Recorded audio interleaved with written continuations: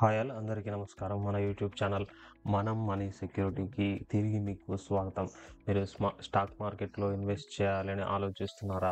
లేదా ఇప్పటికే ఇన్వెస్ట్ చేసిన ఇన్వెస్టర్ అయినా మార్కెట్ ట్రెండ్స్ గురించి తెలుసుకోవాలనుకుంటున్నారా? అయితే ఈరోజు జూలై 7, 2025 నాటి స్టాక్ మార్కెట్ న్యూస్ మరియు అప్డేట్ గురించి మాట్లాడబోతున్నాం. ఇక సరే ప్రారంభిద్దాం.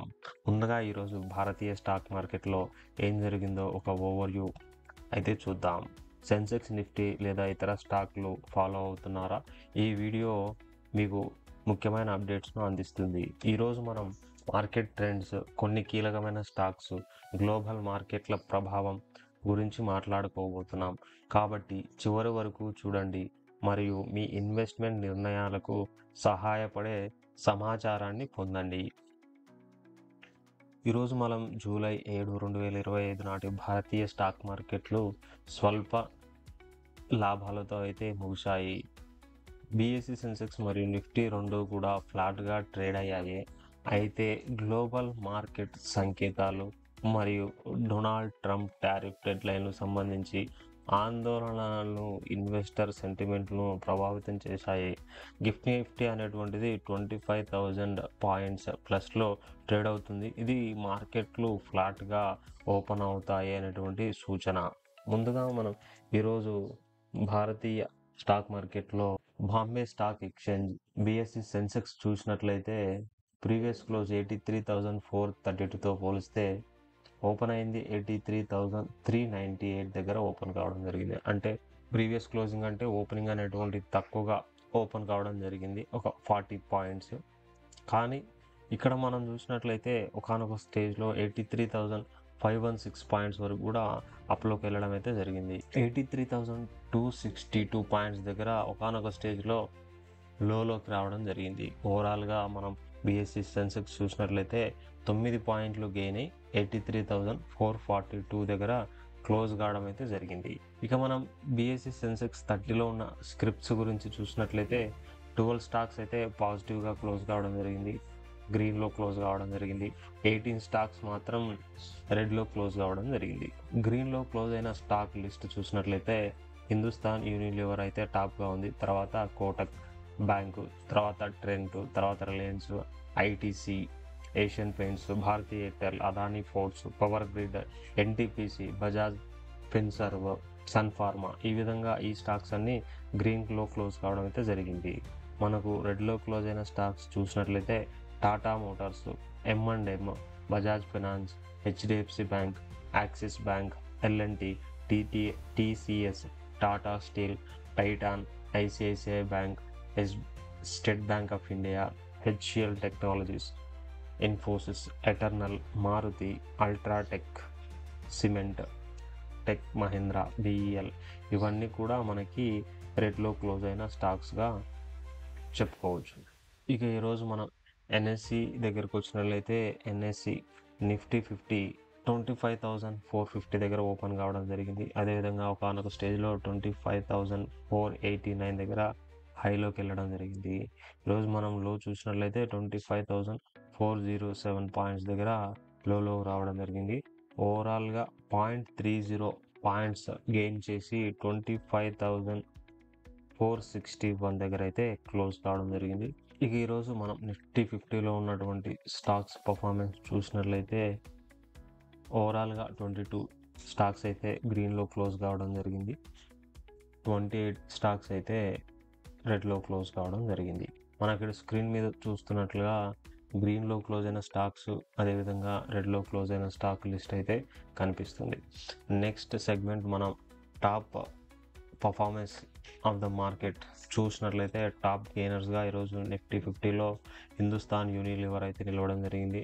నెక్స్ట్ మనకు టాటా కన్జ్యూమర్స్ లిమిటెడ్ అయితే నిలవడం జరిగింది, తర్వాత నెస్ట్లే ఇండియా అయితే ఉండడం జరిగింది, నెక్స్ట్ ఐసర్ మోటార్స్ ఉండడం జరిగింది, తర్వాత జియో ఫైనాన్స్ అయితే ఉండడం జరిగింది.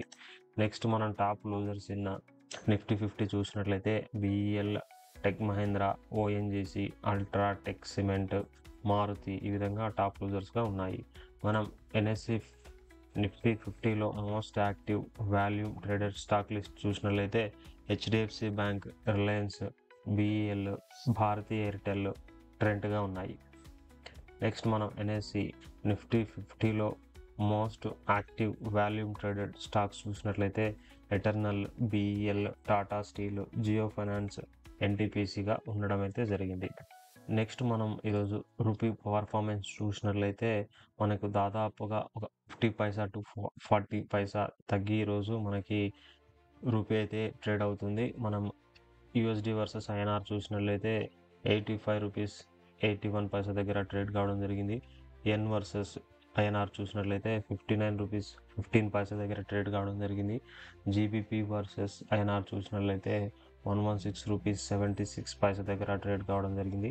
యూరో వర్సెస్ ఐఎన్ఆర్ చూసినట్లయితే 186 పాయింట్స్ దగ్గర ట్రేడ్ కావడం జరిగింది.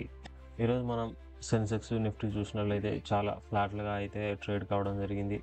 మనకి నిఫ్టీ అనేటువంటిది 25,400 పాయింట్స్ పైన ఉంది కాబట్టి బ్యాంకింగ్, ఫార్మా మరియు ఎఫ్ఎంసీజీ స్టాక్స్ కొంత మూమెంట్ అయితే చూపించాయి. కానీ మిడ్ క్యాప్ మరియు స్మాల్ క్యాప్ ఇండెక్స్లు అవి కూడా కొద్దిగా ఫ్లాట్గా ముగించడం అయితే జరిగింది. మనకి చాలామంది అడిగిన క్వశ్చన్ ఏంటంటే, మీలో కొందరు అడిగారు ఈరోజు స్టాక్ మార్కెట్లో హాలిడే ఉందా అని. ఆదివారం జూలై మొహరం రోజు కావడంతో మార్కెట్ ఆ రోజు మూసివేయబడ్డాయి. యాజ్ యూజువల్గా సండేజే హాలిడే. కానీ ఈరోజు సోమవారం ఎన్ఎస్సి మరియు బిఎస్సి సాధారణంగా ఓపెన్ అయ్యాయి. ఈ విధంగా మనం డౌట్ అయితే క్లియర్ చేసుకున్నాం. ఈరోజు ఫోకస్లో ఉన్న స్టాక్స్ గురించి మాట్లాడుకున్నట్లయితే టాటా స్టీల్ అనేటువంటిది ఒడిశాలో మినరల్ సేల్స్ షార్ట్ ఫాల్ కారణంగా టాటా స్టీల్కు 19 బిలియన్ రూపాయల డిమాండ్ నోటీస్ అయితే జారీ చేయడం అయితే జరిగింది. ఈ వార్త షేర్ ధరపై కొంత ఒత్తిడి చూపించవచ్చు. ఇన్వెస్టర్లు ఈ స్టాక్ గురించి జాగ్రత్తగా ఉండాలన్నటువంటిది ఒక కాషన్. అదేవిధంగా అల్ట్రాటెక్ సిమెంట్ గురించి మాట్లాడుకున్నట్లయితే సిమెంట్ సెక్టార్లో అల్ట్రాటెక్ ఈరోజు ఫోకస్లో ఉంది. ఎందుకంటే Q1 ఫలితాలకు సంబంధించిన అప్డేట్స్ మార్కెట్ను ఆకర్షించాయి. ఈ స్టాక్ అయితే మనకి కొద్దిగా మూమెంట్ ఎక్కువ కనిపించింది. గోద్రేజ్ కన్జ్యూమర్స్ గురించి మాట్లాడుకున్నట్లయితే ఎఫ్ఎంసీజీ సెక్టార్లో గోద్రేజ్ కన్జ్యూమర్స్ కూడా ఈరోజు మన హైలైట్గా నిలిచిందని చెప్పొచ్చు. Q1 అప్డేట్స్ కారణంగా ఈ స్టాక్స్పై ఇన్వెస్టర్లు అయితే మంచిగా పాజిటివ్గా ఉన్నారు. ఇక ఇండియన్ బ్యాంక్ గురించి మనం మాట్లాడినట్లయితే ఇండియన్ బ్యాంక్ అనేటువంటిది Q1 ఫైనాన్షియల్ ఇయర్ 26లో 10.2% ఇయర్ ఆన్ ఇయర్ గ్రోత్ కారణంగా 13.44 ట్రిలియన్ రూపాయల టోటల్ బిజినెస్ నమోదు చేసింది. అంతేకాకుండా సేవింగ్స్ బ్యాంక్ అకౌంట్పై మినిమం బ్యాలెన్స్ ఛార్జీలను పూర్తిగా మాఫీ చేసింది.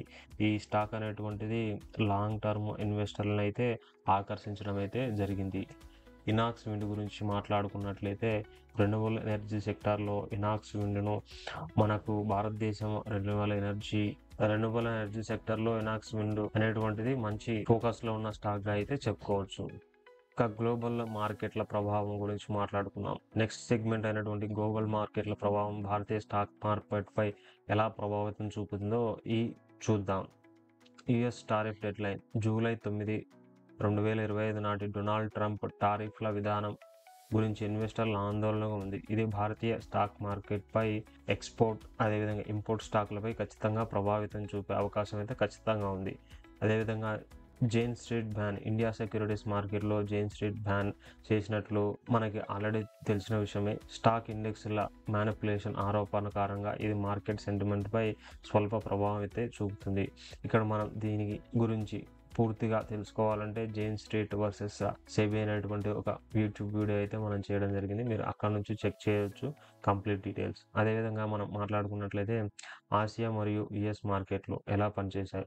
ఆసియా మార్కెట్లు ఈరోజు మిశ్రమ ఫలితాలను చూపించాయి మరియు యుఎస్ మార్కెట్లు కూడా మొన్న ఫ్రైడే అనేటువంటి హాలిడే కావడం వల్ల గురువారం రోజు కొద్దిగా లాభాల్లో ముగియడం అయితే జరిగింది. ఈ ప్రభావం అయితే మన ఇండియన్ మార్కెట్ మీద ఖచ్చితమైన ప్రభావం అయితే చూపడం అయితే జరిగింది. ఇక Q1 2026 ఫైనాన్షియల్ ఇయర్ గురించి మనకి అంచనాల గురించి మాట్లాడుకున్నట్లయితే Q1 FY26 కోసం మార్కెట్ అంచనాలు ఎక్కువగా ఉన్నాయి. దీనికి కారణం అయితే Q4 పనితీరు ఊహించిన దానికంటే మెరుగ్గా ఉండడంతో ఇన్వెస్టర్లు ఈ త్రైమాసికంలో కూడా బలమైన ఫలితాలను ఆశిస్తున్నారు. ముఖ్యంగా బ్యాంకింగ్, ఆటో మరియు రెన్యూవబుల్ ఎనర్జీ సెక్టార్లో ఈ త్రైమాసికంలో ఫోకస్లో ఉండే అవకాశం అయితే ఉంది. ఇక మనం ఆటో సెక్టార్ గురించి మాట్లాడుకున్నట్లయితే మే, జూన్ 2025లో వివాహ సీజన్ రూరల్ డిమాండ్లు మంచి పెంచింది. ఇది 2 వీలర్ సేల్స్ను బూస్ట్ చేయడం జరిగింది. అదేవిధంగా 4 వీలర్ సేల్స్ అయితే ఈ కాలంలో కొద్దిగా డౌన్ కావడం అయితే జరిగింది. ఇక main important update gold loan market గురించి చూసినట్లయితే గోల్డ్ లోన్ మార్కెట్ అనేటువంటిది ఫైనాన్షియల్ ఇయర్ 19 నుంచి ఫైనాన్షియల్ ఇయర్ 24 వరకు 20% కాంపౌండెడ్ గ్రోత్ CAGRతో చూసినట్లయితే 83 బిలియన్ US డాలర్లకు చేరుకుంది. ఇది ఫైనాన్షియల్ సెక్టార్కు సానుకూలమైన సంకేతం అనేది చెప్పొచ్చు. ఇక నెక్స్ట్ సెగ్మెంట్ IPO గురించి మనం మాట్లాడుకున్నట్లయితే చెమ్కాట్ మరియు ట్రావెల్ ఫుడ్ సర్వీసెస్ లిమిటెడ్ ఈ రెండు కూడా మనకు న్యూస్లో ఉన్నటువంటి IPOలు. ఇవి ఓపెన్లో ఉన్నటువంటి IPOలు. ఈ రెండు కూడా జూలై 7 నుంచి మొదలు కాబోతున్నాయి. అదేవిధంగా జూలై 9న క్లోజ్ కాబోతున్నాయి. ఇక ఈ రెండు IPOల పైన ఆసక్తి ఉన్న ఇన్వెస్టర్లు మీరు అప్లై అయితే చేసుకోవచ్చు. అప్లై చేసేటప్పుడు బీ కాషియస్. మీరు కంపెనీ గురించి, ఫైనాన్షియల్ గురించి, ఫండమెంటల్స్ గురించి, టెక్నికల్స్ గురించి అన్నీ మీరు ఎంక్వైరీ చేసిన తర్వాత మాత్రమే IPOలు అయినా ఈక్విటీ షేర్లు అయినా ఇన్వెస్ట్ చేయడం అయితే మంచిది. మీ రీసెర్చ్ అనేది ముఖ్యం. ఇక్కడ మనం చూసుకున్నట్లయితే ఇన్వెస్టర్లకు ఇచ్చే కొన్ని సలహాలు ఏంటంటే రీసెర్చ్ అనేది చాలా ముఖ్యం. స్టాక్ల ఫండమెంటల్, కంపెనీ ఫైనాన్షియల్స్ మరియు మార్కెట్ల ట్రెండ్లను అయితే అధ్యయనం చేయాలి before you are investing in to any IPO or equity shares. ఇక డైవర్సిఫికేషన్ గురించి మాట్లాడేటట్లయితే ఒకే సెక్టర్లో ఇన్వెస్ట్ చేయడం కంటే డిఫరెంట్ కైండ్ ఆఫ్ సెక్టర్లో ఇన్వెస్ట్ చేయడం మంచిది. ఎగ్జాంపుల్ బ్యాంకింగ్, రెన్యూవబుల్ ఎనర్జీ మరియు FMCG ఇలా డిఫరెంట్ కైండ్ ఆఫ్ సెక్టర్లో ఇన్వెస్ట్ చేయడం మంచిది. గ్లోబల్ క్యూస్ గురించి గమనిస్తూ ఉండండి. US టారిఫ్లు మరియు గ్లోబల్ మార్కెట్ల ట్రెండ్స్ను మీ ఇన్వెస్ట్మెంట్పై ప్రభావం చూపొచ్చు. సో గ్లోబల్ క్యూస్ అదేవిధంగా టారిఫ్ల పైన ఒక కన్ను అయితే ఖచ్చితంగా మీరు వేసి ఉండాలి. దానికి అనుగుణంగా మీ యొక్క ఇన్వెస్ట్మెంట్ అనేది చేస్తూ ఉండాలి. ఇక ఫైనాన్షియల్ అడ్వైజరీ గురించి మాట్లాడుకున్నట్లయితే ఎప్పుడైనా పెద్ద ఇన్వెస్ట్మెంట్ డెసిషన్స్ తీసుకునేటప్పుడు ఖచ్చితంగా ఫైనాన్షియల్ ఎక్స్పర్ట్ను కలిసిన తర్వాతే మీరు మీ యొక్క ఫైనాన్షియల్ ఇన్వెస్ట్మెంట్ అనేది చేయడం మంచిది. ఈ విధంగా ఈరోజు మనం జూలై 7, 2025 నాటి భారతీయ స్టాక్ మార్కెట్ న్యూస్ మరియు అప్డేట్స్ గురించి చర్చించాం. మీరు ఈ వీడియో నుండి ఉపయోగకరమైన సమాచారాన్ని పొందారని ఆశిస్తున్నాము. మీకు ఏ సెక్టర్ పైన ఇంట్రెస్ట్గా ఉన్నారు, ఏ సెక్టర్ అయితే భవిష్యత్తులో మంచిగా పర్ఫామ్ చేస్తుంది అని అనుకుంటున్నారో ఆ సెక్టర్ గురించి కామెంట్లో అయితే తెలుపవచ్చు. మన ఛానల్ అయితే సబ్స్క్రైబ్ చేయండి, లైక్ చేయండి మరియు బెల్ ఐకాన్ ప్రెస్ చేయడం మర్చిపోవద్దు. తద్వారా ప్రతిరోజు మన మార్కెట్ అప్డేట్స్ను మీరు మిస్ కాకుండా ఉంటారు. తదుపరి వీడియోలో మళ్ళీ కలుద్దాం. అంతవరకు stay invested, stay secure, stay aware. Thank you for watching.